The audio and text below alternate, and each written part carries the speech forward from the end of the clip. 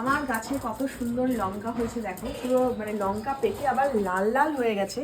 তো এত ভালো লাগে নিজের বাড়িতে এরকম গাছ দেখতে।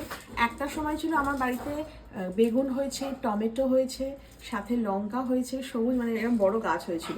তো এখন সময়ের অভাবে আর এগুলোকে আমি পটিং করতে পারিনি। আর এগুলো দেখো এখান থেকেই ফুল ফুটে, তোমাদের একবার দেখিয়েছিলাম তখন কুড়ি এসেছিলো, এখন কিন্তু ফুলে ফুলে ভরে গেছে, এখানে হোয়াইটও হয়েছে। আর এই গাঁদা গাছগুলো তো বসানোই হলো না, এখানে এরকম অবস্থা, এখানেই এরকম ফুল ফুটবে। আজকে ভাবছি খেয়ে দিয়ে এগুলোকে ছাদে নিয়ে চলে যাবে, ছাদে ভালো রোদ্দুর পেলে আরও সুন্দরভাবে ফুটবে জিনিসগুলো।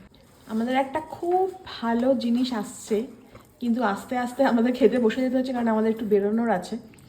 তো মৌ পাঠাচ্ছে, ওটা রাত্রিরে খাবার। আর এখানে দেখো আলু দিয়ে মাছ দিয়ে যেটা দম, মানে এটা আমাদের খুব পেটেন্ট একটা ডিশ, আমরা খুব খাই। আর এখানে আছে সব রকম সবজি দিয়ে একটা চচ্চড়ি, মানে আলু, বিট, মানে কী শাক মা, পালং পালং শাক দিয়ে একটা চচ্চড়ি। কি লোভ লাগছে?